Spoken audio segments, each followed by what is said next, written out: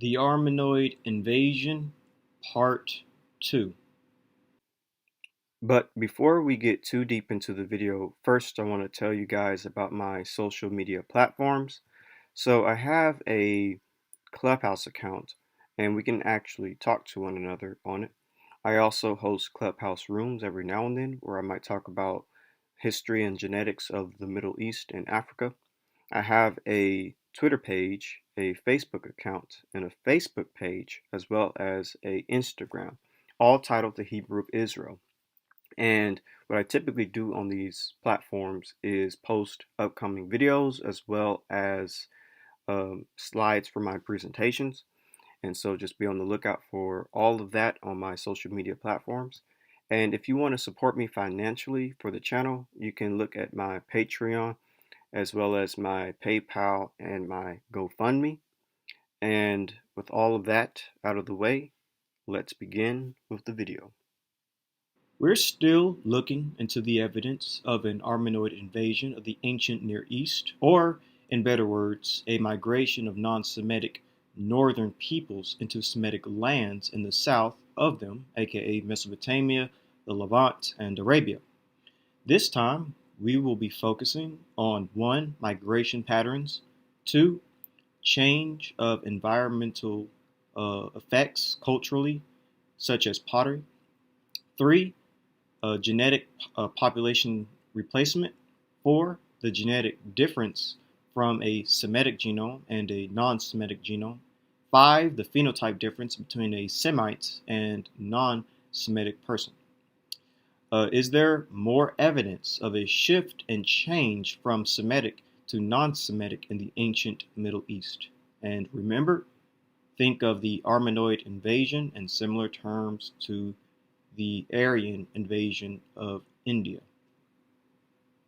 Just replace everything that I said Armenoid with Aryan and India, and it's basically the same thing.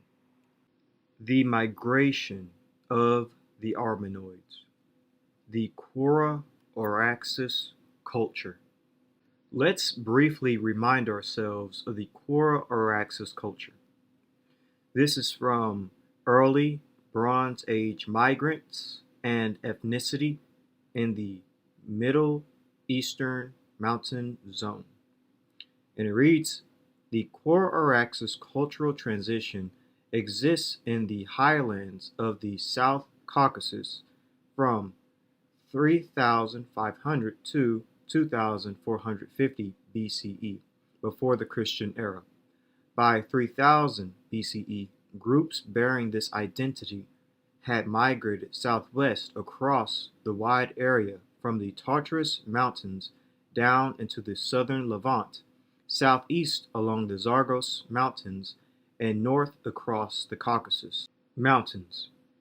In this new place, they became effectively ethnic groups amid already heterogeneous societies. This paper addresses the place of migrants along local populations as ethnicities and the reason for their disappearance in the diaspora after 2450 BCE. Quora Araxes as a cultural tradition.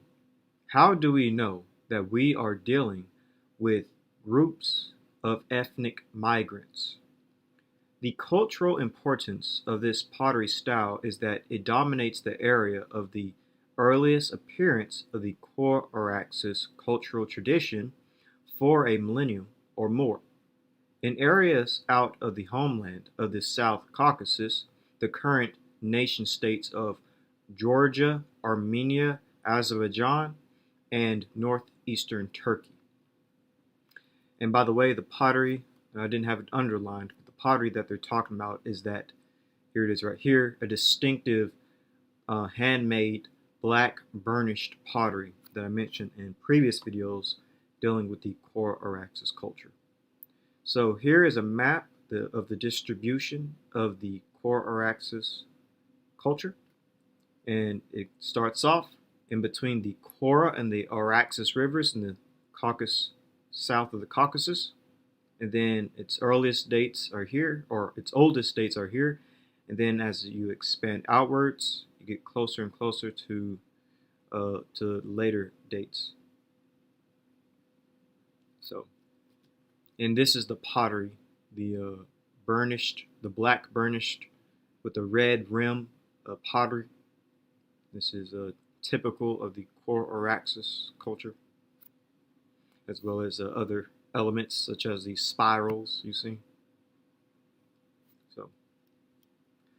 So there was a migration of these Caucasian peoples of the core Araxes into the Fertile Crescent. There are multiple reasons for this migration, such as warfare, finding better land, as well as climate change, and etc. We were able to determine this great migration based on cultural artifacts such as pottery and other materials. So here's a great paper actually detailing the migration and the disappearance of the core Araxes culture over time. This paper is called The End of the Core Araxes Culture, as seen from Nadir Tbilisi in Iranian Azerbaijan. And so it reads, by the late 4th to early 3rd millennium BCE, core Araxes, early Trans-Caucasian material culture, spread from the southern Caucasus throughout much of Southwest Asia. And the core Araxes settlements declined and ultimately disappeared in almost all the regions in Southwest Asia around the middle of the 3rd millennium BCE. In this field report, we argue that the core Araxes culture in the Western Caspian lateral plain ended abruptly and possibly violently. To demonstrate this, we review the current hypothesis about the end of the core Araxes culture and use results from excavations at Nadir Tbilisi in Iranian Azerbaijan. The core Araxes settlements declined and ultimately disappeared in almost all regions of Southwest Asia around the middle of the 3rd millennium BCE. There are two prominent theories explaining the end of the core Araxes culture. The first highlights the role of environmental factors in the abandonment of the core Araxes settlements. The second theory stresses the role of migration and the arrival of new groups of people into the region. This includes a large reduction in the number of settlements and increase in burial sites, the appearance of collective burials and impressive royal kurgans included increased mobility and changes in ceramic traditions.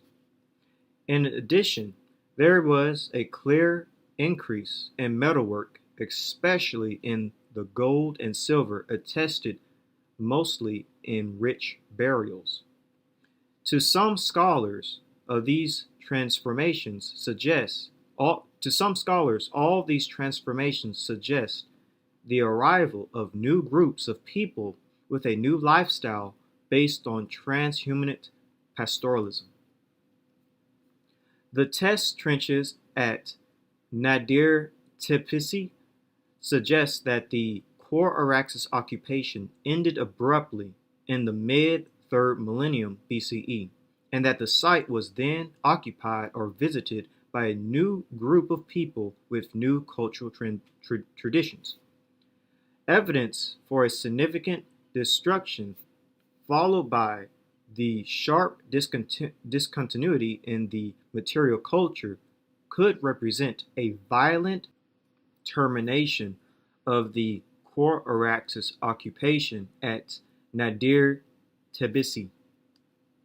From a broad perspective, the abrupt and possibly violent end of the core Araxes occupation at Nadir Tbilisi together with the sudden disappearance of the Core-Araxes settlements and the scarcity of post-Core-Araxes sites in the Mughan Steppe, may indicate that these changes were part of a larger phenomenon.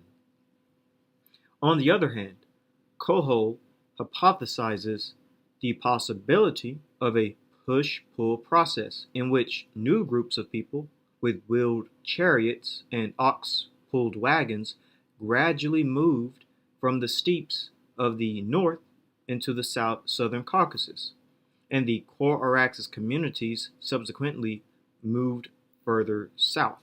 And by the way, this is talking about the Proto-Indo-Europeans, or the Yamnaya people, with these, wheeled chariots coming out of the North Caucasus, south of the Caucasus, and then pushing the Core-Araxes people further into the Middle East. So that's what they're talking about.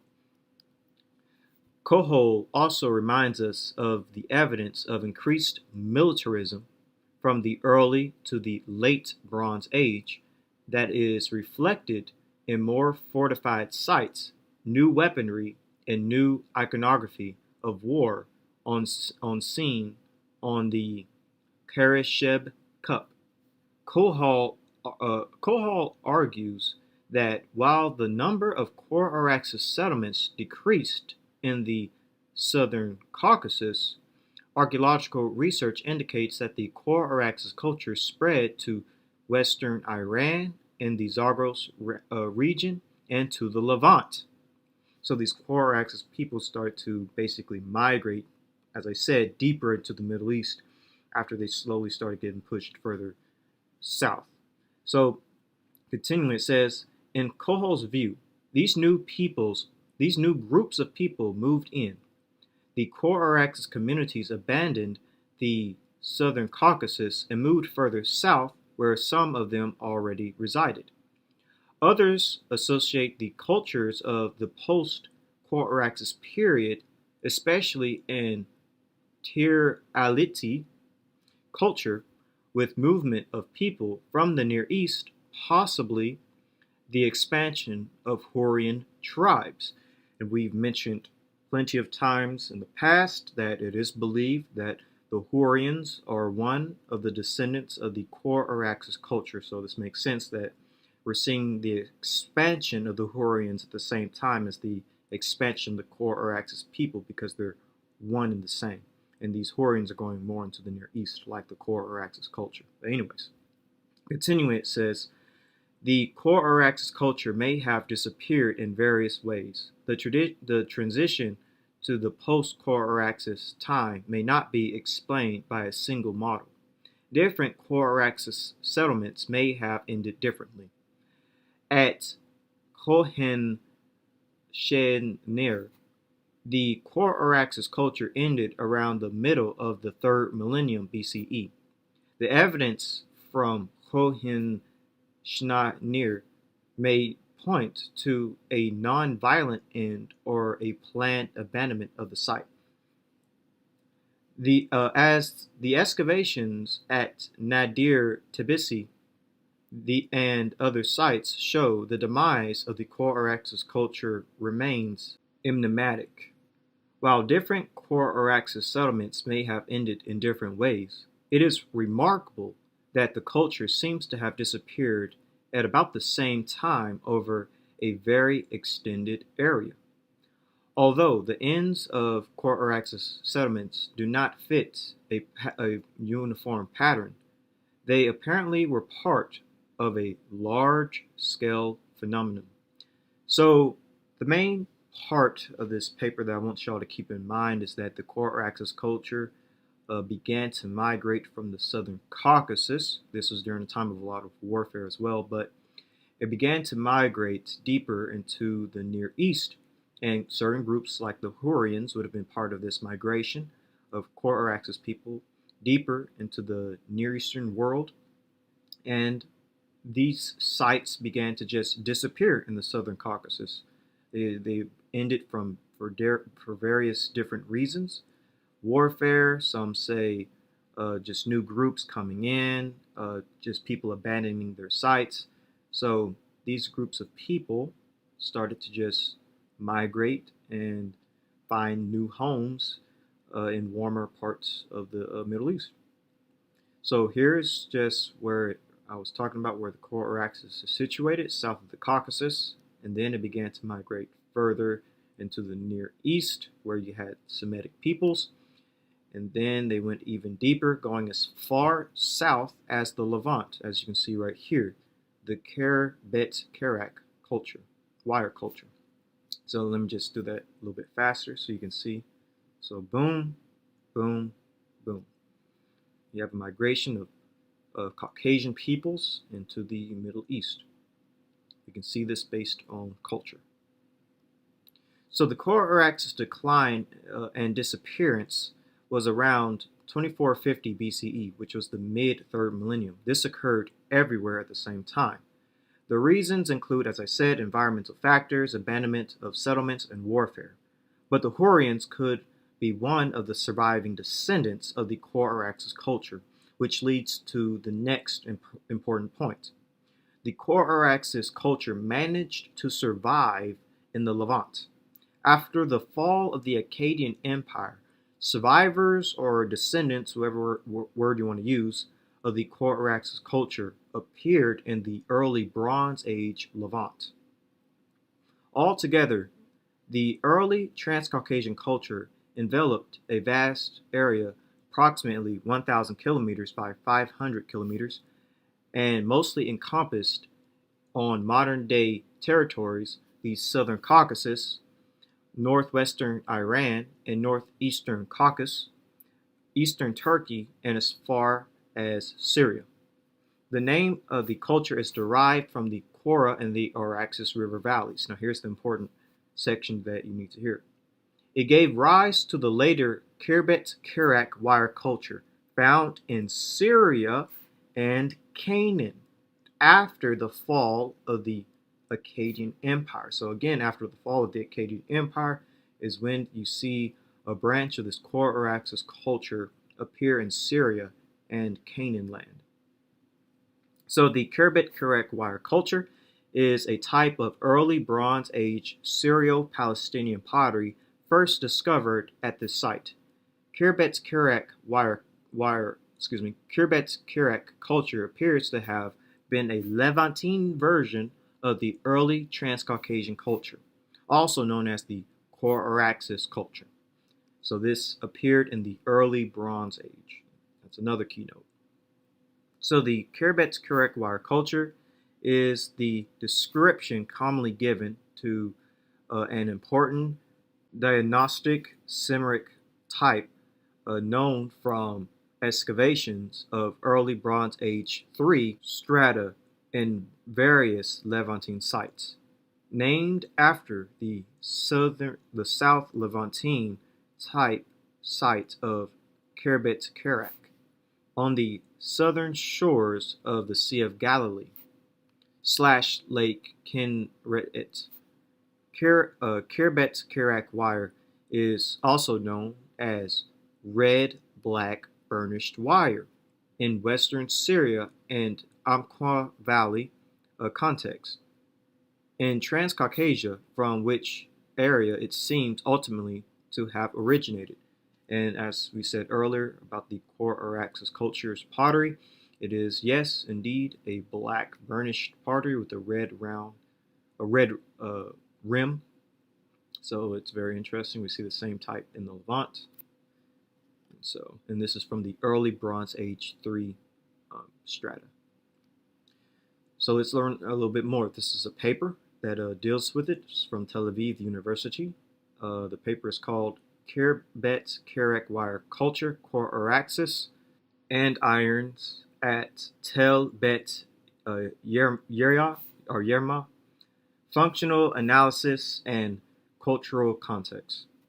And it reads, our analysis reveals a previously unreported component of food production and consumption practices in the South Levantine branch of the core axis diaspora that offers a striking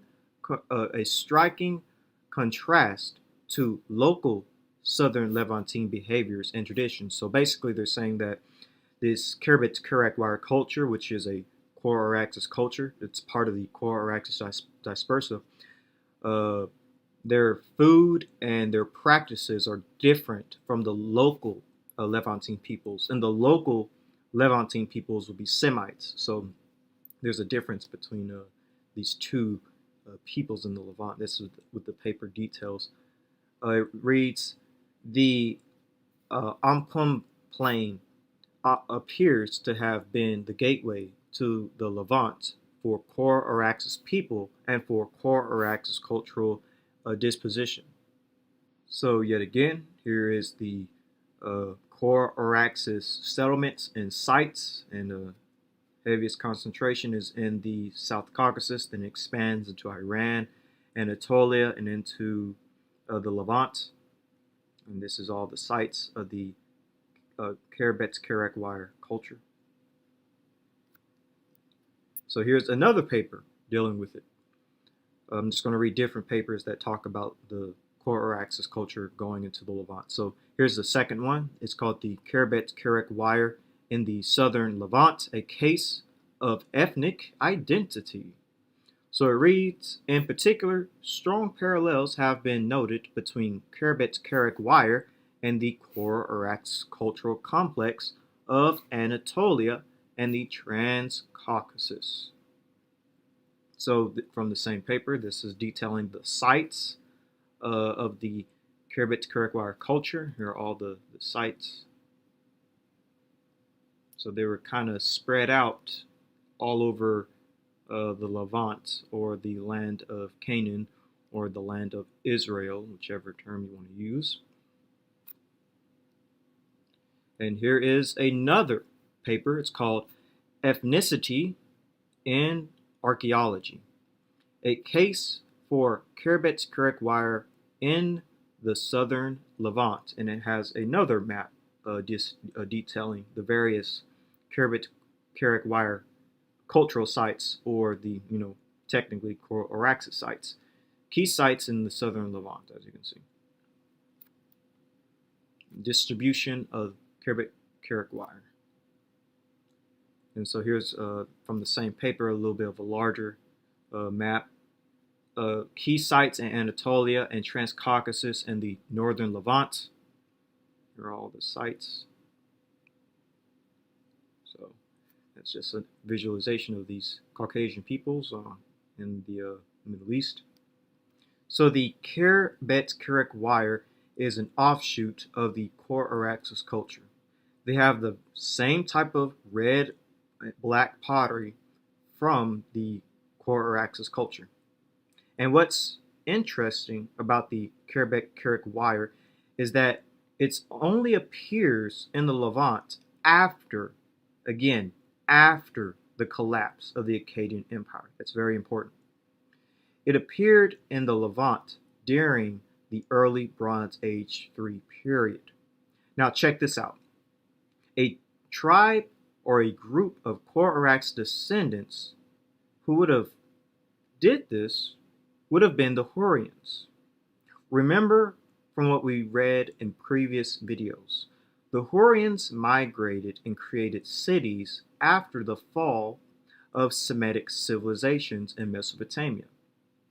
The population of people that came into the Levant would have been the Hurrians. The Hurrians are this Kerbet-Kerak-Wire culture, this branch of core or axis people. The collapse of the Akkadian Empire saw the arrival of peoples using Kerbet-Kerak-Wire culture, again after the collapse of the Akkadian Empire, coming originally from the Zagros Mountains east of the Tartarus, or the Tigris. And it is suspected by some that this event marked the arrival in Syria and Palestine, or Canaan, of the Hurrians, people later known in the biblical tradition possibly as Horites. So these Hurrians appear in Syria and in the land of Canaan, or in Palestine or Israel, whichever term you use, after the collapse of the Akkadian Empire, connected with the Karabic-Karakwar culture, which is a core Araxes culture, a Caucasian culture. And we know the Hurrians are Caucasian people as well. So this is from World History Encyclopedia, the Hurrians, and it reads, when the kingdom of Akkad fell in 2190 BCE, the Hurrians and others exploited the consequent power vacuum in Mesopotamia. So again, when Akkad fell, that's when the Hurrians and other groups, just saw an opportunity to just go further south. Continuing, it says, there was no Hurrian empire as such, but some of the important city-states ruled by Hurrian kings may well have formed together in a loose confederation. Still others were in conflict with each other. So basically, again, when the Akkadian Empire fell, a Semitic empire, that's when Hurrians and other groups exploited this power vacuum in Mesopotamia, began to migrate into Mesopotamia and even further south. This is from Britannia, and it reads, the weakening of the Semitic states in Mesopotamia in 1550 enabled the Hurrians to penetrate deeper into this region, where they founded numerous small states in the eastern parts of Anatolia, Mesopotamia, and Syria. Just as a reminder, Hurrians would have been an ancient population that descended from the core Araxes culture. So let me just quickly go over this. The Hurrian language, or languages, the Hurro-Uratrian languages, are an extinct language family of the ancient Near East, comprising only two known languages, Hurrian and Uratrian.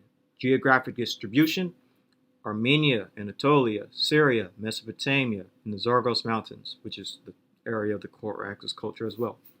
It is often assumed that the Hurro-Uratrian languages, or a pre-split Proto-Hurro-Uratrian language, were originally spoken in the core Araxes culture. And this paper is called Hurro-Uratrian from the lexical statistical viewpoint, and it reads, the Hurro-Uratrian linguistic family consists of two closely related languages, Hurrian with several dialects and Uratrian. Despite the chronological distance between the attested Hurrian and Uratrian, it seems clear that the latter is not a direct descendant of the former, but the two languages represent two separate branches of a common proto-language, Proto-Hurro-Uratrian. For the pre-literate period, it is natural to associate the Hurro-Uratrian people with the core Araxes early Transcaucasian archaeological culture. This is from Encyclopedia of Indo-European Culture, and it reads, in the period immediately prior to the emergence of the Hurrians, the northern area of their distribution was occupied by the core Araxes 3,400 through 2,500 BC. The distribution of core Araxes sites would encompass the territories of the Ito and Uratrians, as well as the northern part of the Hurrians. It is often presumed that the core Araxes culture is an archaeological reflection of the Hurrians. So, with that being said, what is the genetic profile of the core Araxes culture and thereby the Hurrians? What is the autosomal and the Y DNA? So this is from Ancient Human Genome-Wide Data from a 3,000 year interval in the Caucasus corresponds with echiogeographic regions. And it reads, we're going to read the section actually in yellow right here because it deals with the actual the Caucasus ancestry profile. So it reads, overall, this Caucasus ancestry profile falls among the Armenian and Iranian Chalcolithic individuals and is indistinguishable from other core Araxes individuals. So let's keep these words in mind. Armenian and Iranian Chalcolithic. All right, that's the genome type. So continuing, it says, we're going to start right here indistinguishable from other core or axis individuals. Armenian Early Bronze Age, EBA stands for Early Bronze Age, on the PCA plot, suggesting a dual origin involving Anatolian / Levantine and Iran Neolithic / Caucasus hunter-gatherer ancestry, with only minimum hunter-gatherer and Eastern hunter-gatherer / West hunter-gatherer contributions possibly as part of the AF ancestry. So what to keep in mind when it comes to the Caucasus ancestry profile: Armenian and Iranian Chalcolithic DNA, as well as Armenian Early Bronze Age and Anatolian and Iranian Neolithic and Caucasus hunter-gatherer and Levantine. So those are the main components to keep in mind. So here is like a piece when it comes to the core or axis, and when it comes to Caucasus populations as well. We see Caucasus hunter-gatherer, we see Anatolian Chalcolithic and Iranian Chalcolithic. So here's a closer image of it. So this is the genome, or this will be one of the genomes of the core or axis culture. And when it comes to the Y-DNA from the same paper, we see most of the Y-DNA of the core or axis culture. We typically find overwhelmingly haplogroup J1 and J2, and J in general, out of all other haplogroups, which would be R and G, but most is J. So this is from EUpedia, Middle East Regional DNA Project, and it reads, the Caucasus was the birthplace of bronze metallurgy and the two great Bronze Age cultures that stemmed from it, the Myocope Yamnaya and core or axis cultures, expanded far and wide and reshaped the genetic landscape of Western Eurasia. Now here's the kicker.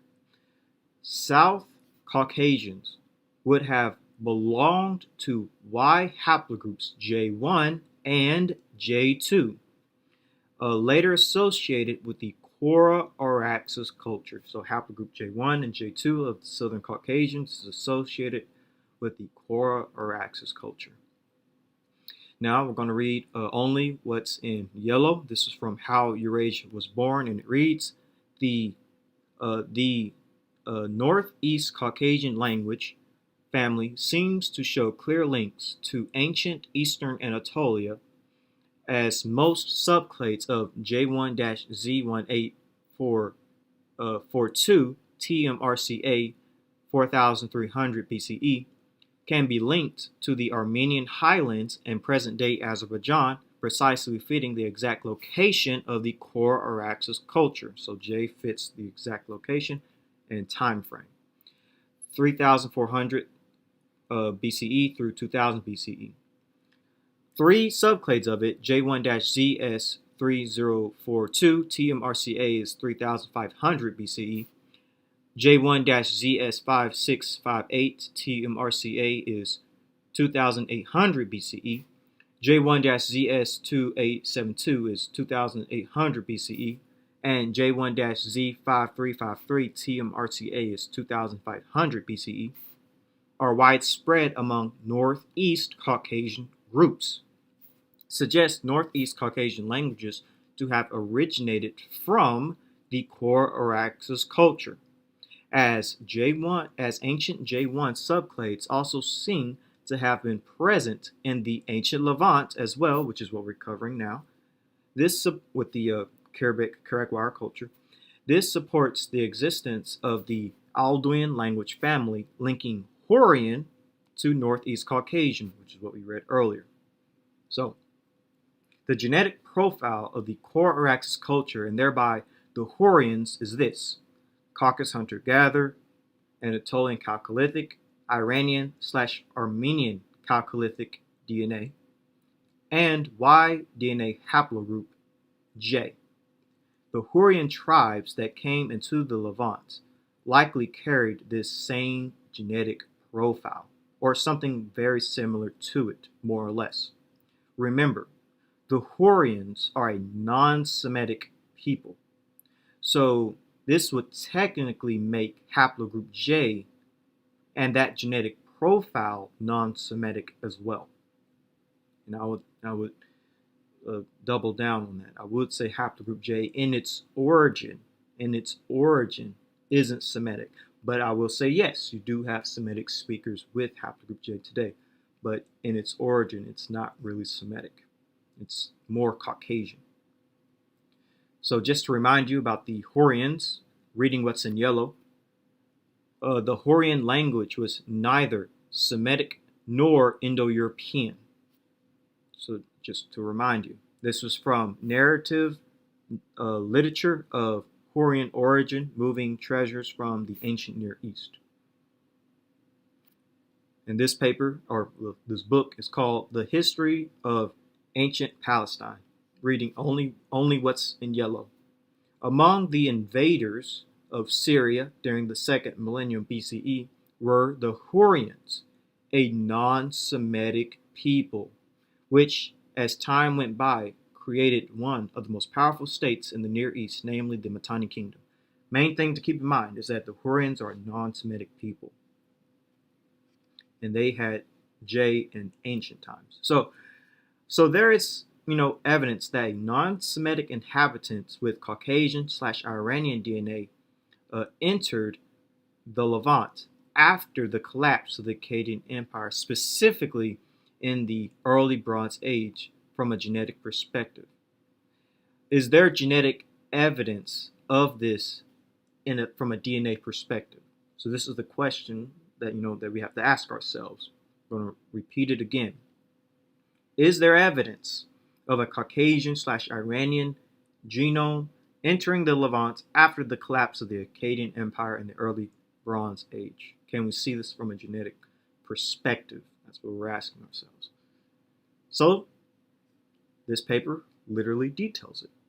It's called Continuity and Admixture in the Last 5 Millennia of Levantine History from Ancient Canaanite and Present-day Lebanese Genome Sequences. And it reads, we next sought to estimate the time when the Iranian ancestry penetrated the Levant. Let me read that one more time. We next sought to estimate the time when the Iranian ancestry penetrated the Levant. So Iranian ancestry did in fact penetrate the Levant. And keep in mind, Iranians are not Semitic, that's Indo-European. But anyways, continuing, it reads, the most significant result was for mixture of Levant Neolithic and Iranian Chalcolithic around 181 plus minus 54 generations ago, which is around 5,000 plus minus 1,500 years ago, assuming a generation time of 28 years. The admixture time also overlaps. Keep this in mind. The admixture time also overlaps with the rise and fall of the Akkadian Empire, which controlled the region from Iran to the Levant between 4.4 and 4.2 KYA. The Akkadian collapse is argued to have been the result of a widespread airification event around 4,200 years ago, possibly caused by a volcanic eruption. Archaeological evidence in this period documents large-scale influxes of refugees from the northern Mesopotamia towards the south, where cities and villages became overpopulated. So what does this sound like? This sounds like the migration of the Araxes culture. This sounds like the migration of the Hurrians. This sounds like the migration of the Gutians. This is all starting to come together. Culturally, we can see it with the Araxes culture. Historically, we can see it with the Gutians.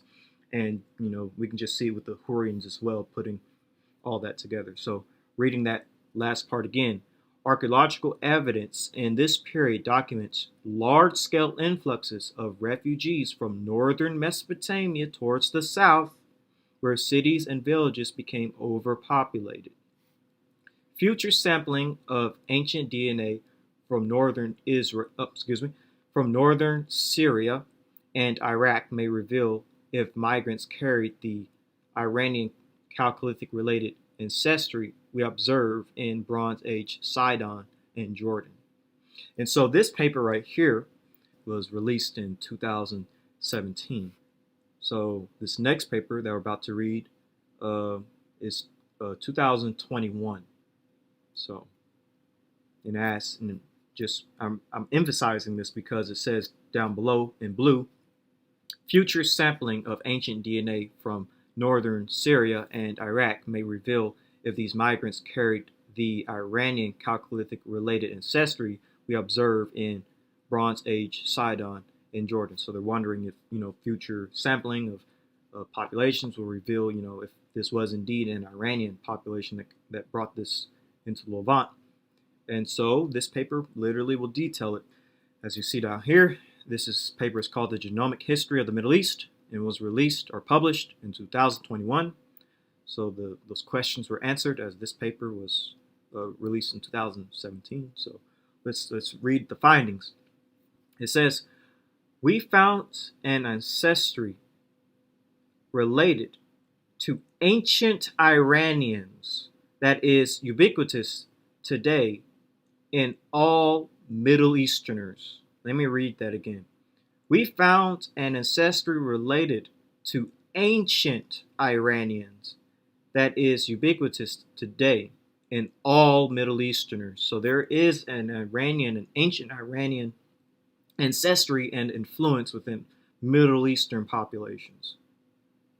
So continuing, it says, previous studies showed that this ancestry was not present in the Levant during the Neolithic period. Again, it was not present in the Levant during the Neolithic period, but appeared in the Bronze Age. Which is interesting because this fits with the Karabic-Karakwar culture, which also appears in the Bronze Age, coming around the same time from a similar location. And continuing, it says, but appeared in the Bronze Age where 50% of the local ancestry was replaced. So 50% of the local ancestry was replaced by a population carrying ancient Iranian-related ancestry. So we do see that there was a replacement of a local ancestry in the Levant. And those local people in the Levant would have been Semites. So I'm just going to read all this without pausing so much and interjecting. So we found an ancestry related to ancient Iranians that is ubiquitous today in all Middle Easterners. Previous studies showed that this ancestry was not present in the Levant during the Neolithic period, but appeared in the Bronze Age, where 50% of the local ancestry was replaced by a population carrying ancient Iranian-related ancestry. So we do see that there are Middle Eastern populations that have this Iranian ancestry, this ancient Iranian ancestry, and they weren't present in the Neolithic period. They appeared in the Bronze Age, and it replaced the local ancestry. So this population potentially introduced the Y chromosome haplogroup J1 into the region, and that's another thing. So this ancient Iranian DNA seems to be linked also to haplogroup J, specifically haplogroup J1. So when Iranian DNA was entering, this J1 was entering, and it entered in the Bronze Age. So we do see that people carrying Iranian DNA and haplogroup J coming into the Levant after the collapse of the Akkadian Empire. This only happened after the Akkadian Empire collapsed. This matches perfectly with what the Hurrians did in history, like we read earlier. Furthermore, we know that the people who collapsed the Akkadian Empire may have been a Hurrian tribe, a sub-branch of the Hurrian tribes. Some scholars are of the opinion that the Gutians were a branch of Hurrians from the Zagros Mountains. This is from ancient Egypt and the Near East, and it reads, During the last years of the Akkadian Empire, there were many incursions by fierce tribesmen from the southeast carrying out hit-and-run raids. These intruders were the Gutians, one of many peoples living in the Zagros Mountains. These raiders plundered the rich cities of Mesopotamian plains and were always long gone before an army could arrive to confront them. The Gutians pillaged all over the Akkadian Empire, although they occupied only a few remote regions. Finally, they destroyed Akkad itself. So after Akkad fell by the Gutians, this is when these Iranian J1 people started to penetrate deeper south into the Middle East. So this is from Encyclopedia of the Peoples of Africa and the Middle East, and it reads, the Halaf period was followed by the Hurrian period from 2600 to 6300 years ago, which was based in Mesopotamia and the Zagros-Tartarus mountain area of Iran. The Hurrian peoples spoke a language related to modern Chechenian. Check out my video on the Chechenians if you want to know about them. The Hurrians, in fact, comprised a number of clans and sub-clans, probably not Indo-European in origin. They dominated the area now known as Kurdistan, as well as Anatolia, modern-day Turkey. Sumerian writings dating to around 3000 BCE refer to the land of Kurda or Korda and the people living there as the Kurdukri and the Gutsin and other variants. These are thought to be the earliest written references to the peoples who would become known as Kurds. So here is Urartu, here is the Hurrians, here is the Mitanni, here is the Kurdi, as we said earlier, here's Kurda, and here is the Guti, or the Gutians. This is where the Gutians would have been. And so I'm only going to read what's in yellow right here. This is from the book The Chechenians, and it reads, the numerous clans of the Hurrians, such as the Gutis, and that's the main thing I want to keep in mind, the Gutis being a clan of Hurrians, such as the Gutis, and then I'm going to read just the others so y'all can know. Hattians, Kassites, established the Kassite kingdom of Babylon in the 15th century BC. The Kurti, Proto-Kurds, Mitannis, Mushki, and Uratrians formed empires and city-states which bore their names. The Korax culture is also attributed to the Hurrians, which we read earlier. So the main thing I want you to get out of this is that the Gutians are, there may be a clan of Hurrians, because the Hurrians are like different clans. So the very people who collapsed the Akkadian Empire were the non-Semitic Gutians. We know that genetically the northern invaders had Caucasian/Iranian DNA and carried haplogroup J. This goes to show that the Semites in Mesopotamia, like the Akkadians, were genetically different from the Gutians. Linguistically and culturally, Gutians and Akkadians were not the same people. Both sides made that very clear in historical records. Therefore, logically speaking, they would be genetically different as well. They would not genetically be the same. Furthermore, it was literally people with Caucasian/Iranian DNA and haplogroup J that destroyed Akkad. Therefore, the Semitic Akkadians could not have had the genetic profile of Irano-Caucasian and haplogroup J. They could not have had that genetic profile. Remember, I can't stress this enough, this Iranian Caucasian and haplogroup J genetic profile was just now entering Mesopotamia in large waves. Therefore, it wasn't previously there in large numbers. And therefore, the Akkadians likely had a completely different genetic profile. After all, these invaders were non-Semitic, and the Akkadians were Semitic. The Akkadians, according to various geneticists, had haplogroup E. Therefore, J cannot be Semitic in origin. J was invading into Semitic territory. This is from Origin and Fusion of Human Y Chromosome Haplogroup J1-M267, and it reads, around the time of the Neolithic demographic transition, the genome-wide ancestry of West Asian populations was geographically structured into three groups. Among them, haplogroup J-M304 is found in the Caucasus/Iranian and Anatolian hunter-gatherers and farmers. And we just read about that. Here's the key part to keep in mind. But not in the Levantine ones. Unfortunately, so far, ancient DNA studies are missing from the Arabian Peninsula and Mesopotamia, where haplogroup J-M304 is frequent nowadays. So this is from How Eurasia Was Born, and it reads, certain distribution patterns suggest that this eastward expansion of the Indo-European family occurred through northern Mesopotamia, south of the Armenian highlands, for long populated by people of Alduin languages, Alduin is Caucasian, and ancient Indo-European lineages, presumably populating northern Mesopotamia, before the Akkadian conquest.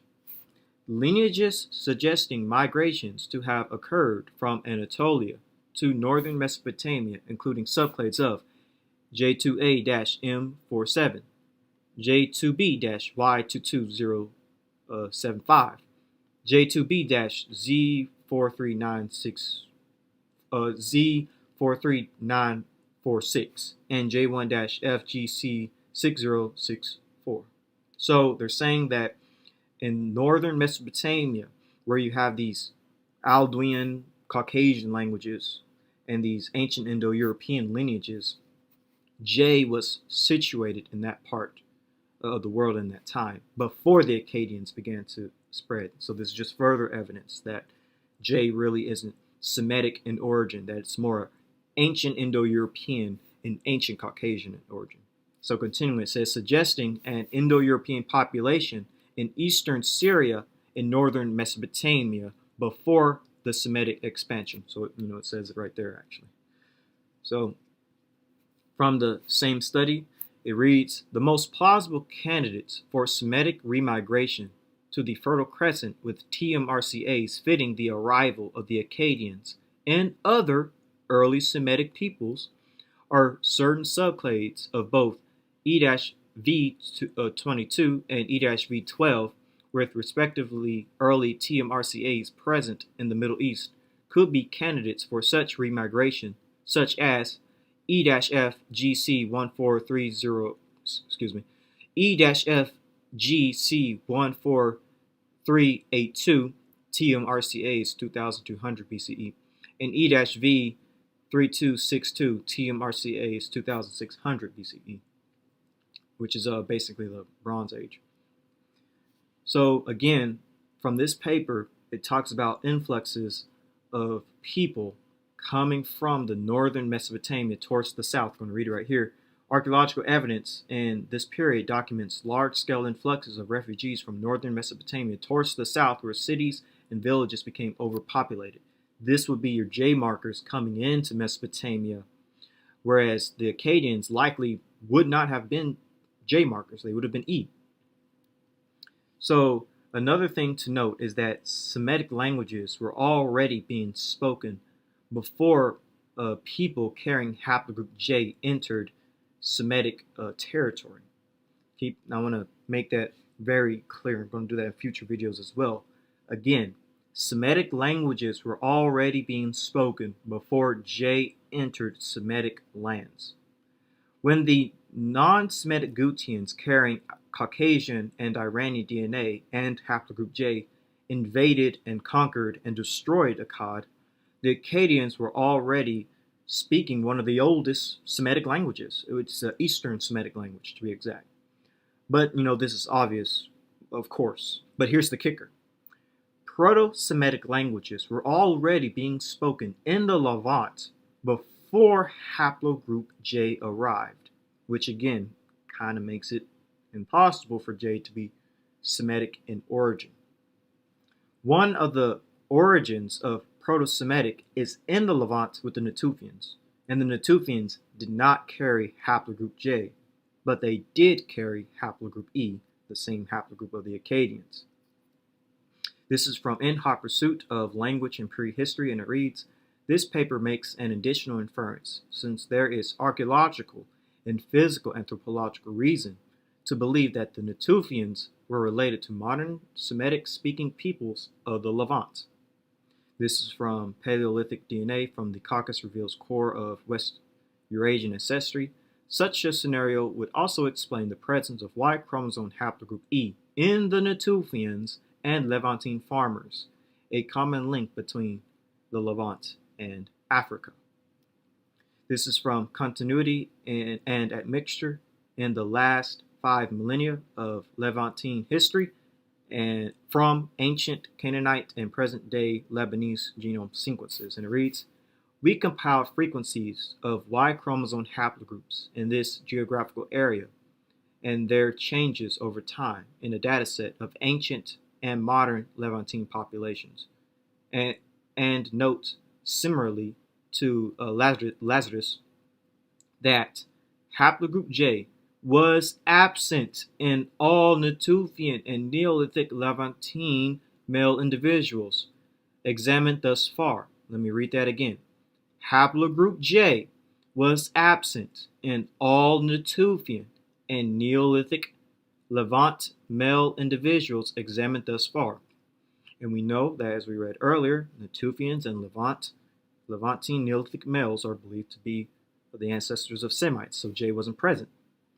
So continuing, it says, "but emerged during the Bronze Age in Lebanon and Jordan, along with ancestry related to Iranian Chalcolithic." So when J entered the Bronze Age, it entered with Iranian DNA. So that kind of brings everything together to a certain extent. So the other origins of Proto-Semitic is in Africa. We've covered this before. Check out the Origins of Proto-Afro-Asiatic series that cover that. But the origins of Proto-Semitic is in Africa, other origins, and we know for sure that J wasn't in Africa if it couldn't even penetrate the Levant until the early Bronze Age. So check out my haplogroup E versus J video for information on that. But this leads to my next point. Haplogroup J was just now entering the Levant in the early Bronze Age when Proto-Semitic was already being spoken and expanding from the Levant. This makes it impossible for haplogroup J to be Semitic in origin, as well as Iranian/Caucasian DNA to be Semitic profile in origin either. But this does strengthen haplogroup E for being Semitic in origin, because J entered the Levant and brought their core Araxes culture, which isn't Semitic culture, and is identified as Caucasian culture. So that's another thing. This core Araxes Quechua culture is not Semitic. It's always classified as core Araxes or Caucasian culture. So that's another thing. J was associated with these Caucasian cultures in the Levant. Also, haplogroup J brought non-Semitic languages into the Levant. That's another reason why it's not Semitic in origin. They brought non-Semitic languages, which was previously Semitic and dominated by haplogroup E. Furthermore, it was Iranian DNA / haplogroup J that replaced the original population, which would have been Semitic. This is from Ancient DNA from Chalcolithic Israel, reveals the role of population mixture in cultural transformation. It reads, this finding contrasts with both earlier Neolithic and Epio-Paleolithic Levantine populations, which were dominated by haplogroup E, and later Bronze Age individuals, all of whom belong to haplogroup J.